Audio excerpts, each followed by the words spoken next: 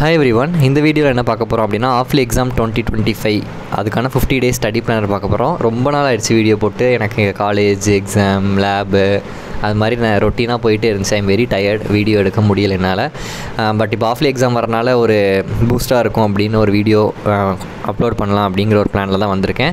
இதுக்கப்புறம் ஏதாவது வீடியோஸ் வேணும்னா கமெண்ட் பண்ணுங்கள். சின்ன சின்ன வீடியோஸாக நான் முடிஞ்ச அளவு கொடுக்க ட்ரை பண்ணுறேன், உங்களுக்கு என்ன தேவைப்படுதோ. சரியா? ஸோ கிட்டத்தட்ட ஆஃப்லி எக்ஸாம் அப்படிங்கிறது என்னது ஒரு பப்ளிக் எக்ஸாம் கைண்ட் ஆஃப் ஒரு எக்ஸாம் தான். ஏன்னா ஃபுல் போர்ஷன்ஸ் எல்லாத்துலேயுமே மோஸ்ட்லி இருக்க போகுது. அப்போ எந்த அளவுக்கு அதுக்கு நம்ம ப்ரிப்பேர் ஆகிக்கோங்கிறது உங்களுக்கு தான் என்ன செய்யும் தெரியும். ஸோ இப்போயும் ஒன்றும் இல்லை, ஸ்டார்ட் பண்ணிங்கன்னா கூட நம்ம என்ன செய்யலாம், ஓரளவுக்கு நல்ல மார்க் ஸ்கோர் பண்ண முடியும். அந்த டவுட் இருக்கும்ல, இப்போ ஸ்டார்ட் பண்ணால் முடியுமான்னு அதை நினைக்காம ஸ்டார்ட் பண்ணிடுங்க. நீங்கள் ஒரு நாள் டிலே பண்ண உங்களோட மார்க்ஸ் என்ன செய்யுது கம்மியாகிட்டு இருக்குது அப்படிங்கிறத மைண்டில் வச்சுட்டு ப்ளீஸ் ஸ்டார்ட். யூ கேன் என்ன செய்யலாம், ஓரளவு நல்லா மார்க் எடுக்க முடியும். சரியா? ஸோ போர்ஷன்ஸ் பொறுத்தளவுக்கு மோஸ்ட்லி ஃபுல் போர்ஷன்ஸ் இருக்கும். மேக்ஸில் மட்டும் 10 சாப்டர் இருக்கும்னு நினைக்கிறேன். 11, 12 இருக்காதுன்னு நான் கெஸ் பண்ணுறேன். பட் சிலபஸ் வந்ததுக்கப்புறம் தெரியும். பட் மோஸ்ட்லி ஃபுல் போர்ஷன்ஸ் தான் எல்லா சப்ஜெக்ட்லையுமே இருக்கும். சரியா? ஸோ என்ன பண்ணணும் நீங்கள், what should you do now? Second மிட்டம் வேறு வருது. ஸோ நான் என்ன சொல்லுவேன் அப்படின்னா, ஃபஸ்ட்டு செகண்ட் மிட்டம் இப்போ வந்து நீங்கள் செகண்ட் மிட்டம் போர்ஷனுக்கு என்ன செய்யுங்க, கான்சன்ட்ரேட் பண்ணுங்கள். நவ் இப்போ என்ன செய்யுங்க, செகண்ட் மிட்டம் போர்ஷன்ஸ் கான்சன்ட்ரேட் பண்ணுங்கள். செகண்ட் மிட்டம் போர்ஷன்ஸ் என்னது, நம்மளுக்கு மேக்ஸில் வந்து 6, 7, 8 இருக்கும்னு நினைக்கிறேன். அதுக்கப்புறம் ஃபிசிக்ஸில் பார்த்தீங்கன்னா 7, 8, 9 கொஞ்சம் இருக்கலாம். கெமிஸ்ட்ரியில் பார்த்தீங்கன்னா 5, 9, 10, 13 இருக்கும். கரெக்டாக? ஸோ இந்த மாதிரி இந்த செகண்ட் மிட்டம் போர்ஷன்ஸை என்ன செய்யுங்க, செகண்ட் மிட்டம் முன்னாடி முடிக்கிறதுக்கு ட்ரை பண்ணுங்கள். அப்போ செகண்ட் மிட்டம் முடிச்சதுக்கப்புறம் நம்மளுக்கு ஒரு 20 டேஸ் கிட்ட என்ன செய்யும் இருக்கும். அந்த 20 டேஸில் ரிமைனிங் போர்ஷன் நீங்கள் என்ன செய்யுங்க, கவர் பண்ணுங்கள் ஆஃப்லி. அதாவது நல்லா கவனிங்கன்னா நான் இங்கே மீன் பண்ணுறேன் அப்படின்னா, நம்ம குவார்ட்டர்லி எக்ஸாம் போர்ஷன்ஸ் என்ன செஞ்சிட்டோம், முடிச்சிட்டோம். தென் செகண்ட் மிட்டம் போர்ஷன்ஸ்குள்ளே செகண்ட் மிட்டம் போர்ஷனையும் முடிச்சிருங்க. அதுக்கப்புறம் ரிமைனிங் என்ன இருக்கும், இந்த இருக்குது பாருங்கள். ரிமைனிங் வந்து மேக்ஸில் 9th சாப்டர் 10 சாப்டர் இருக்கும். 11, 12 இருந்தால் 11, 12 இருக்கும். கெமிஸ்ட்ரியில் 14, 15 மிச்சம் இருக்கும். ஃபிசிக்ஸில் 9, 10 இருக்கும். அண்ட் பயாலஜியில் மோஸ்ட்லி 2-3 லெசன் மட்டும் தான் பின்னாடி இருக்கும். இது செகண்ட் மிட்டம் போக மீதி இருக்க சாப்டர்ஸ். ஸோ இதை மட்டும் தான் நீங்கள் எக்ஸ்ட்ரா படிக்கிற மாதிரி இருக்கும். ஸோ செகண்ட் மிட்டம்க்கு முன்னாடி செகண்ட் மிட்டம் போர்ஷன்ஸை நீங்கள் கவர் பண்ணிட்டீங்கன்னா மீதி இந்த நான் கொடுத்துருக்கேன்ல இந்த சாப்டர்ஸ் மட்டும் தான் நீங்கள் படிக்கணும். இந்த சாப்டர்ஸை நீங்கள் என்ன செஞ்சலாம், 20 டேஸ்க்குள்ளே உங்களால் எவ்வளோ முடியுமோ, அதாவது ஃபுல்லாக படிக்க முடியும் நான் சொல்லலை. பட் நான் இங்கே கொடுத்துருக்க இந்த ரிமைனிங் சாப்டர்ஸில் எவ்வளோ முடியுமோ நீங்கள் அந்த 20 டேஸ் கவர் பண்ணிங்கன்னா வெல் அண்ட் குட். சரியா? அப்போது இதில் வந்து நான் என்ன சொல்லலாம், குவார்ட்டரி போர்ஷன்ஸ் படிச்சிருவீங்க, செகண்ட் மிட்டம் போர்ஷன்ஸ் நீங்கள் கம்ப்ளீட் பண்ணிடுவீங்க. தென் ரிமைனிங் போர்ஷனில் நீங்கள் எவ்வளோ கம்ப்ளீட் பண்ணாதோ அது உங்களுக்கு நல்லது தான். இப்போ நாங்கள் ரிமைனிங் போர்ஷன் சொல்லியிருக்கேன்ல, இந்த ரிமைனிங் போர்ஷனில் வந்து உங்களால் வந்து இப்போ மேக்ஸில் 9, 10, 9 மட்டும் தான் என்னால் பார்க்க முடிஞ்சிருக்கு. கெமிஸ்ட்ரி 14, 15 14 தான் முடிஞ்சிருக்கு.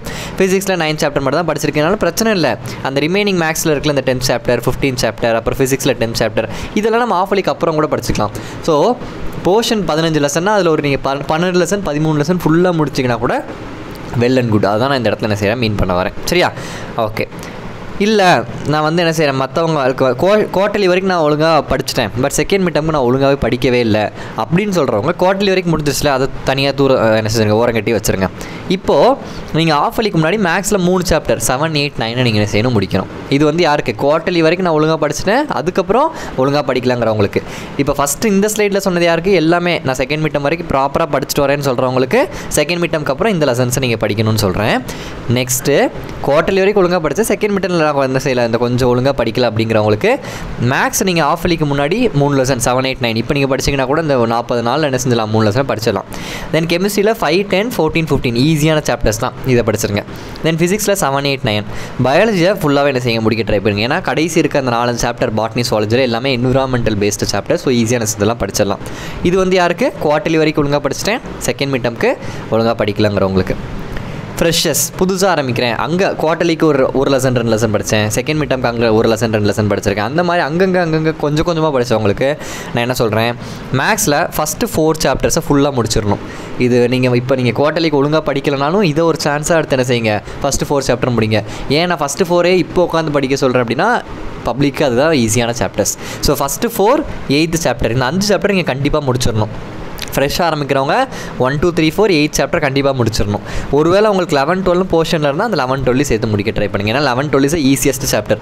இந்த 1, 2, 3, 4, 8, 11, 12 இருக்குல்ல, இந்த 7 சாப்டர் தான் உங்கள் மேக்ஸ் 2 வால்யூமில் சேர்த்து ஈஸியான சாப்டர்ஸ்னால் இந்த சாப்டர்ஸ் மட்டும்தான். So try to concentrate on these particular chapters. ஃபிசிக்ஸை பொறுத்தளவுக்கு சாப்டர் 1, 2, 5, 6, 8 இந்த 5 சாப்டர் என்ன செய்யுங்க, முடிக்க ட்ரை பண்ணுங்கள். கெமிஸ்ட்ரியில் 1 2 6 7 8 14 இந்த 6 சாப்டர் என்ன செய்யுங்க முடிக்க ட்ரை பண்ணுங்கள். இது கூட 15 சாப்டர்ஸ் எடுத்துக்கலாம். ஏன்னா 15 chapters also quite easy chapter தான். 15 சாப்டர் ஈஸி சாப்டர் தான். அதையும் நீங்கள் என்ன செய்யலாம், you can try to finish.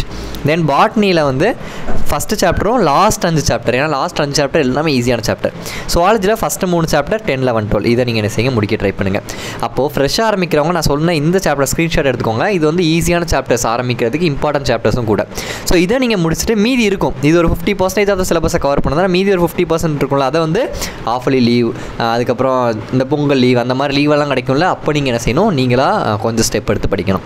So அப்போது ஒழுங்காக படிச்சுட்டு வரவங்களுக்கு என்ன பிளான்னு சொல்லிட்டு குவார்ட்லி வரைக்கும் ஒழுங்காக படிச்சுட்டு ஆஃப்லியில் வந்து என்ன செய்ய, நான் வந்து அந்த செகண்ட் மிட்டம் ஒழுங்காக படிக்கல அப்படிங்கிறவங்களுக்கும் நான் வந்து பிளான் சொல்லிட்டேன்.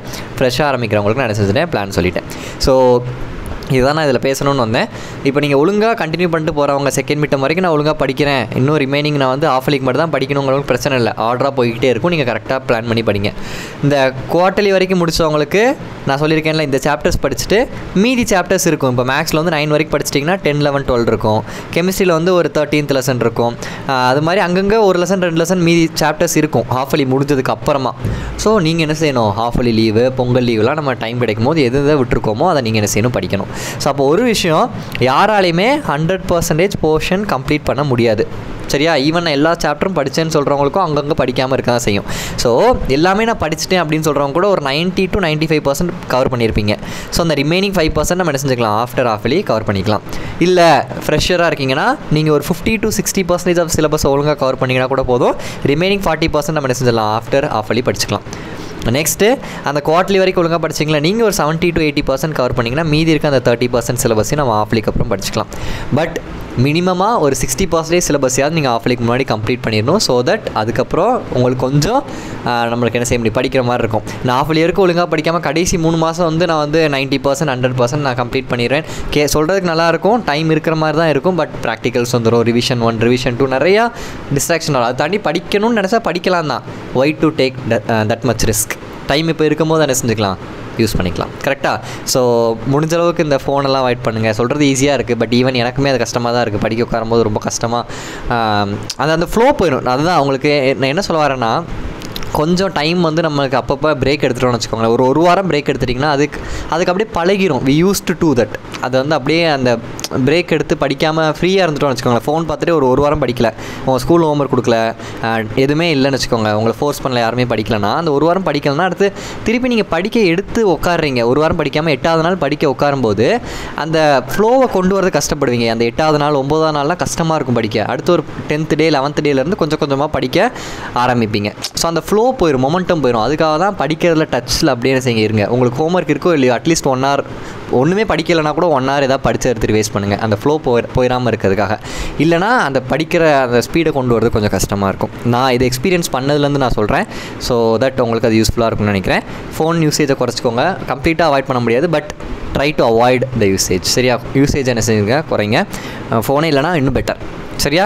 அப்போ எப்படி உங்கள் வீடியோலாம் பார்க்க முடியும் அப்படி கேட்காதீங்க. நல்ல காசுக்கு என்ன செஞ்சுக்கலாம், ஆப்வியஸ்லி யூஸ் பண்ணிக்கலாம் வீட்டில் இருந்து வாங்கி. சரியா?